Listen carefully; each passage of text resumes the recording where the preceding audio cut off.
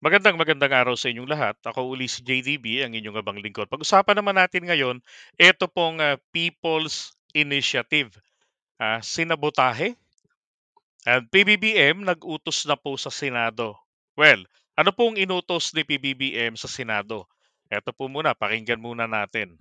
Bongbong Marcos directs the Senate to take the lead in reviewing the economic provisions of the Constitution.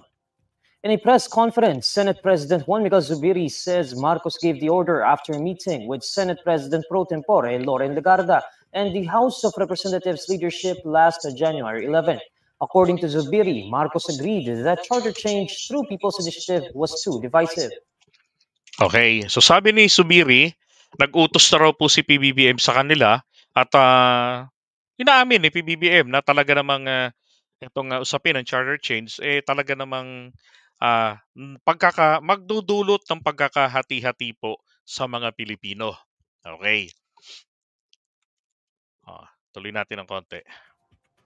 The President agreed with us that the proposal was too divisive and asked the Senate to instead take the lead in reviewing the economic provisions of the Constitution. In this way, we can preserve our bicameral nature of legislation. Okay.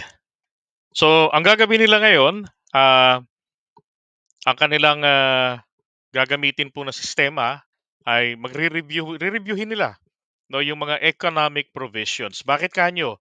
Well, maski naman po nung etong PDP laban through Robin Padilla, ang kanyang original na panukalang batas sa charter change is about economic provisions. That is why I don't see reasons mula rito sa kampo ng mga Duterte na suportado ang panukala ni Robin noon, tutulan ito. And I don't understand bakit nila ito ngayon tinututulan. Now, sabi rito ni Zubiri, nag-utos na Pangulo sa kanila at yun, siya rin naman sa mga kasama niya, pag-aralan ito. Ang mini-maintain lang nilang mangyari dito, huwag po silang maitsipwera. Pero bakit nga ba kailangan natin na magkaroon ng charter change? Yun muna. Mga kababayan, ang nagiging problema kasi natin dito, 1935 pa, itong economic provisions, yung restriction natin. Ngayon, meron tayong 60-40. Ibig sabihin, etong or 60-40, 70-30, yung mga ganyan. So, etong si investor, kinakailangan na mayroon siyang kasosyong Filipino, kailangan majority doon ng Filipino. Papaano kung yung negosyante na dayuhan, walang tiwala sa Filipino investor? O kaya naman etong foreign investor, ang gusto niya talaga, sila yung magpapatakbo ron sa negosyo. 'Di ba? Tapos ang mga Filipino ang kanilang kukuning mga tauhan. Alam niyo ho, diyan sa aspeto na yan, nagulat kami ng aking kaibigan na si Go Philippines nung mag-survey kami sa Duterte project sa Dolomite Beach. Sa mga sagot ng mga tao. Merong isa doon na sumagot na ayaw nila kasi foreign domination o foreign o dayuhan yung magninegosyo rito. Pero nakalimutan po nila, sila nag-OFW, ang amo po nila, yung local doon, sila yung dayuhan. Kaya nga sabi ko, ang pagkakaiba lang naman ito, imbis na itong trabaho rito na dito nyo na gagawin, gagawin nyo pa sa ibang bansa bilang OFWs, dito ka na magtatrabaho, kapiling mo pamilya mo sa Pilipinas. 'Di ba? Kung ayaw ninyo ng among dayuhan o ng ibang lahi, ba't pa kayo nag-OFW? Ba't pa kayo nag-abroad? Marami ho ako nakausap na ganyan kahapon. Hindi ho nila naiintindihang maigi etong usapin ng economic provisions natin, yung mga restrictions dyan. Now, ang maganda ho kasing mangyari dito, dahil kasalanan naman po talaga ng ating gobyerno, hindi lang po nung ngayon, kung hindi po nung mga nauna pa. Panahon ni Cory Aquino, pakinggan nyo to panahon ni Cory Aquino, dinatnan niya yung gobyerno, panahon ni galing kay McCoy, na mayroon tayong maraming mga GOCCs, Government-Owned and Controlled Corporations. 'Di ba? Nung panahon nila, apparently nagsimula ng magkalugi-lugi itong mga GOCC because of the political instability at the time. Sinamantala ng mga demonyo. At syempre ng mga kaalyadong demonyo pa rin. So nagdeklara sila ng mga lugi-lugi-lugi, di ba? Hanggang sa ibinenta itong mga pinagkakakitaan ng gobyerno. Kaya nga po ang inyong abang lingkod, sinasabi ko na naku sana man lang may nakakapakinig sa atin na may koneksyon sa mga matataas na opisyal ng bansa. Magkaroon po tayo ng state capitalism na kung saan ang gobyerno ang mamumuhunan, sila ang magiging amo, katulad nitong ano ba yung pressing issues dito sa atin? Katulad isa, yung transport modernization. Ipinipilit ng Duterte camp na sundin yung kanilang programa na natuklasan po. Akala natin ay matino kasi perfect admin. Walang hiya, nung magkaroon ng Senate hearing, nagkaiyakan pati ang mga reporter na nag-cover. Nang malaman nila kung ano ang mga butas ng PUV modernization. So, kung mabubuhay lang ng Maharlika Investment Fund ang mga local jeepney manufacturers, imbis na magbigay sila ng ayuda para sa pagbili ng mahal na sasakyan, bakit hindi ito gamitin na pangpautang doon sa mga merong existing na sasakyan na ma-repair ang kanilang mga units at maging pasado? Tapos higpitan nila yung pagpapatupad ng anti-smoke belching. Dahil ang problema lang pala nila ritong sinusolusyunan ay itong issue natin sa kalikasan. Hindi lang naman po lahat ng polusyon ang gagaling sa jeepney. Let's say para mga 15% lang ang kanilang nako-contribute. Pero malaki yung maitutulong nito kung baka maging 30% ang mawala sa polusyon kung magiging mahigpit sa smoke belching. At kung makulit, nagparehistro pa rin na mausok o nahuli sa daan, i-impound na. So, ang dapat gawin kako rito ng gobyerno, i-modify ang Duterte Public Transport Modernization. At wag nang kukuha ng sasakyan galing po sa China. Dahil ang totoo po, mayroong mga tao diyan ngayon sa DOTR na DOTR, LTFRB rin na ini-insist yung pagbili doon kasi hindi raw pwede sa kanila yung pwede na yan, referring to the gawang Pinoy. Kailangan daw yung the best galing po sa China. Bakit magkano komisyon? 1M daw po. Yun ang sabi ng mga chismoso. 1M. Kasi yung unit na kinukuha is overpriced. Diba? Tapos ang gobyerno, sila kumukubra ng komisyon, ang gobyerno susukan ng 200,000 pesos mahigit na subsidy. Tapos yung bumili ng sasakyan, yung isa ron pinakulong pa. 'Di ba? Ay nako. Dahil yung kanyang ari-arian binenta niya para makapag-comply nung makabili na ang kooperatiba ng sasakyan gamit ang pera nila, walang hiya. Nung kumuha siya ng unit dahil alam niya kanya, kinasuhan sila ng karnaping ng kooperatiba na wala naman yatang ginastos ni piso. Dahil sabi nga nung mama, galing sa kanilang pera. 'Di ba? Tapos hindi pa sabihin ng LTFRB nung pumunta sila, wala kaming labas kami sa mga problema ng kooperatiba. Internal 'yan. Ito patay tayo. Walang security sa mga tao. So ngayon, ito po naman, balikan natin ito ng mga sa People's Initiative, bago tong Kisubiri. Nag-utos na ang Pangulo. Ito pag-usapan natin. Ang tanong nga kanina kung may pag-asa raw po. Well, kung sa People's Initiative mga kababayan, ang People's Initiative ay isang paraan na kung saan ang mga Pilipino initially makapagbibigay tayo ng ating approval or disapproval sa hakbang na merong tweak, konting pagbabago na may kinalaman directly sa ating constitution. Halimbawa, nakalagay sa provision, blah blah blah, unless otherwise provided by law. Then, parang gagawa tayo o ang mga mambabatas natin ng implementing rules and regulation, but not totally touching the Constitution. Okay? Kung hindi, gagawa nila ito ng batas. na may kinalaman doon. Now, it is like bending the rule. Bending the rule is not breaking the rule. Magkaiba po yun. Okay?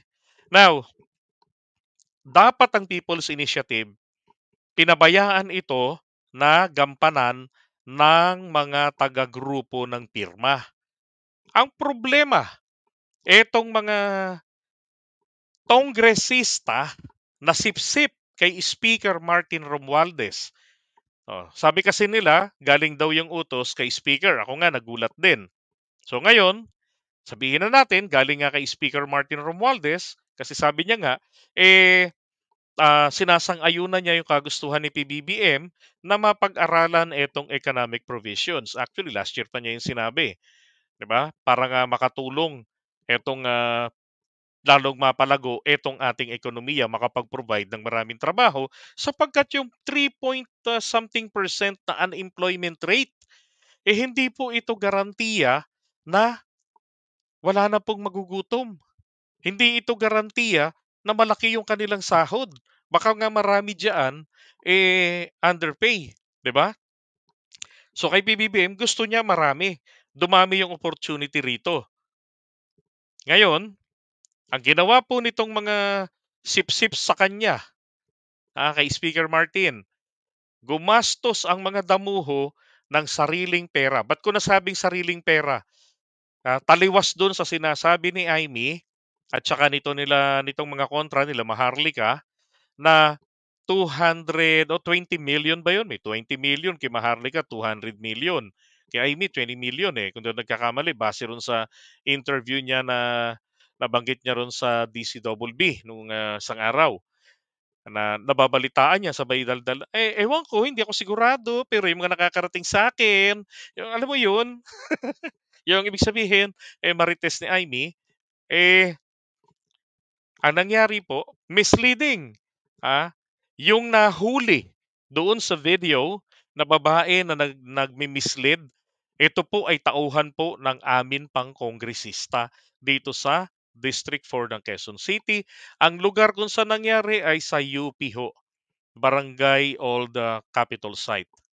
O yung tatawag dyan na UP Village. So dyan pa po nangyari. Yung na-videohan na yun. Yung video na yun, nag-leak because that video was supposed to be para sa kanilang grupo lang.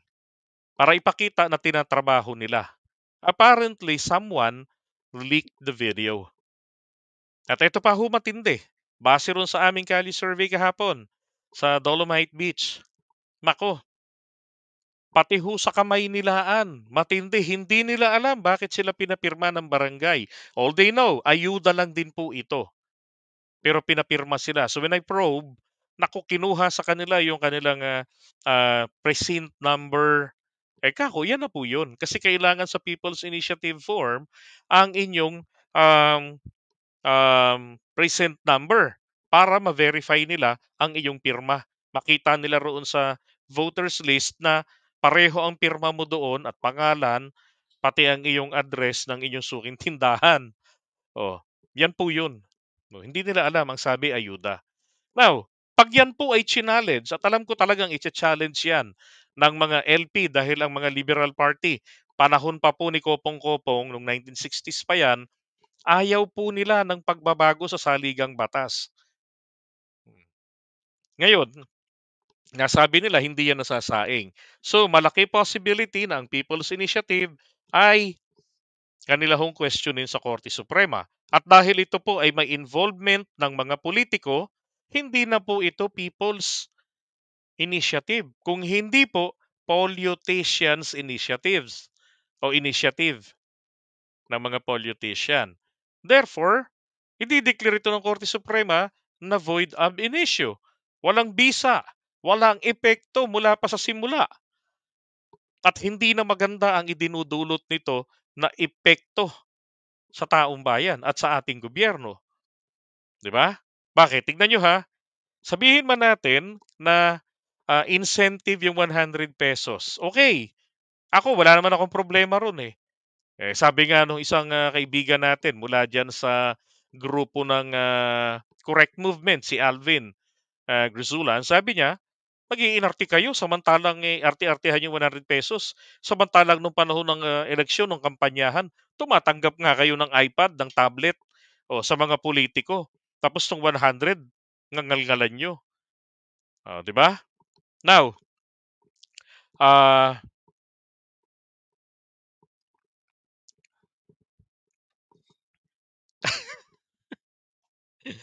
hindi naman. Maganda naman pangalan mo. Pangit lang yung nakigaya ng pangalan mo. Ano ba yan? Going back? Na-distract ako dun Okay, so ngayon ganito. Kapag yan po ay naideklara, di walang bisa, sayang ang panahon. Di ba?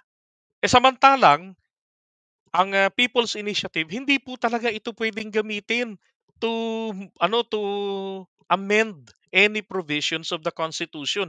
Kaya yung sinasabi ko, slight lang ang kayang gawin yan. Tweak. 'Di ba? Gagawa lang kayo ng special law, and sometimes tama rin ang paliwanag ni Amy diyan. Meron na tayong mga existing na economic laws na mga sinulong para lalo na yung sa foreign investors.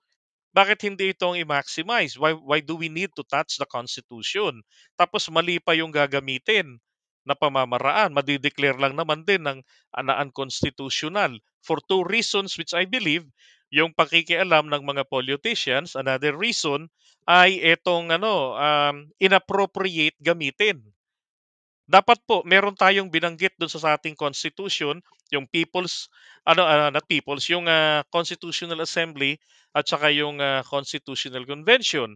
So alin po rin sa mga pamamaraan na yon? Ang kaibahan lang po noon, desisyon po yan, kagustuhan, desisyon ng mga politiko. Kung ano yung kanilang binago, kung ano yung napagkadesisyonan, napagkayarian nila, saka lamang tayo magdidesisyon sa araw ng plebisito.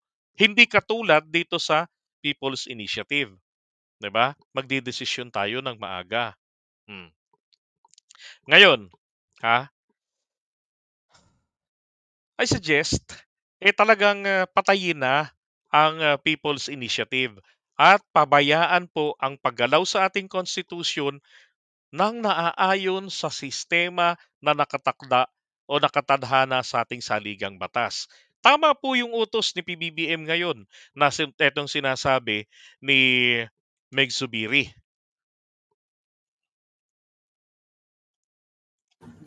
Following the press conference, Zubiri filed resolution of both houses number 6 proposing amendments to certain economic provisions of the Constitution. According to Zubiri, the resolution seeks amendments to provisions relating to public services. Ayun, National Patrimony and Economy. Nandito yung nandyan po yung 60-40. Nandyan. And then Education, Science and Technology, Arts and Culture. And then general provisions. Yan. Okay, tama yan. Malinaw kung ano yung amyendahan. Kasi ito pong binabanggit nila ngayon na sa People's Initiative, yung papel na pinapipirmahan, all I know, nakasulat doon ano yung kanilang gustong pabago. Pero ang problema, hindi ho ganun. Hindi nakalagay kung ano ang babaguhin, hindi malinaw. Sabi ko, mali na. 'Di ba? Kasi unang-una, mali na yung paliwanag pa ng mga tao na nagkakalat ng People's Initiative, nag-gather ng pirma, niloloko nila yung mga tao. Tapos, after a year na nag-amyenda tayo ng saligang batas, mababasa na naman natin ito na budol ako ni BBM ulit. Bakit?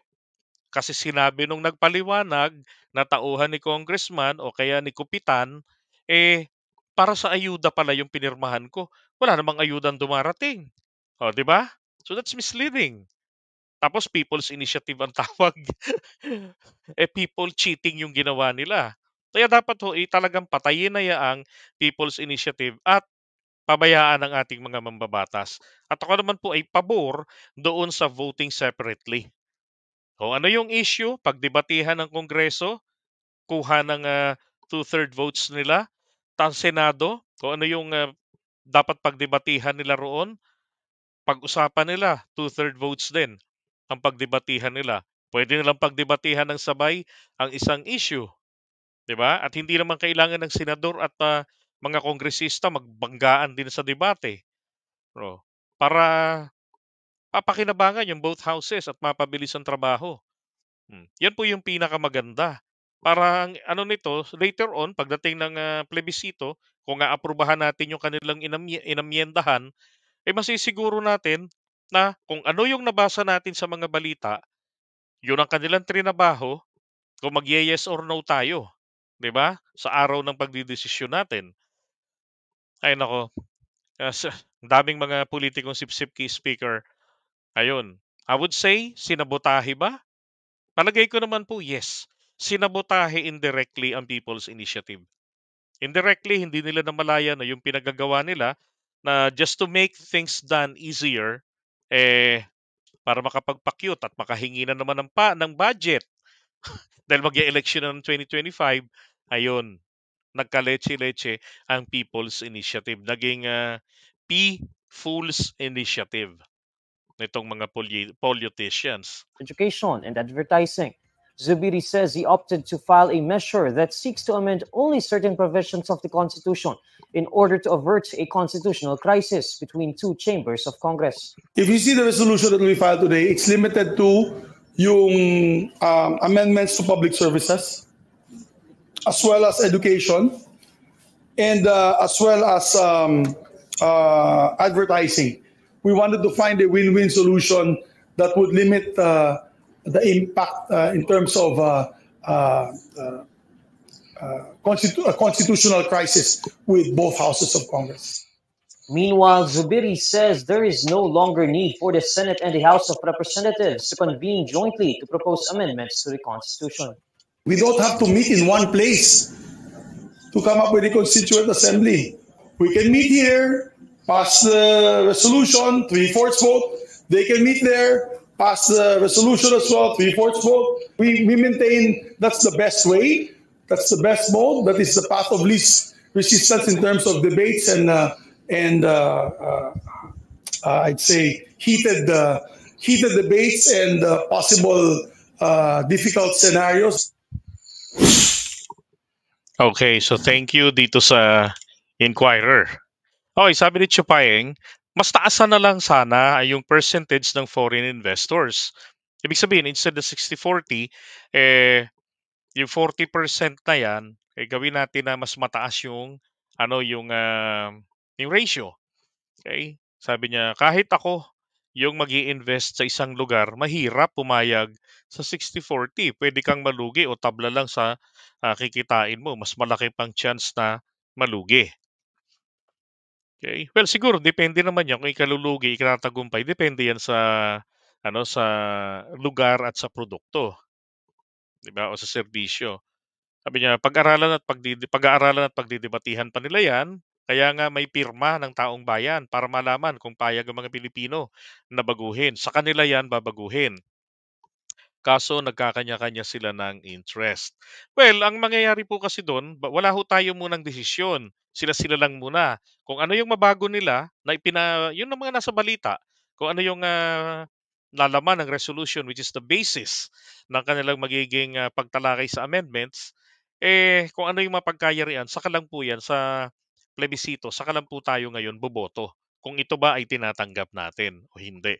Pagka binoto na natin itong final na version nila, yun na talaga yung final. Wala na yung magbabago po doon.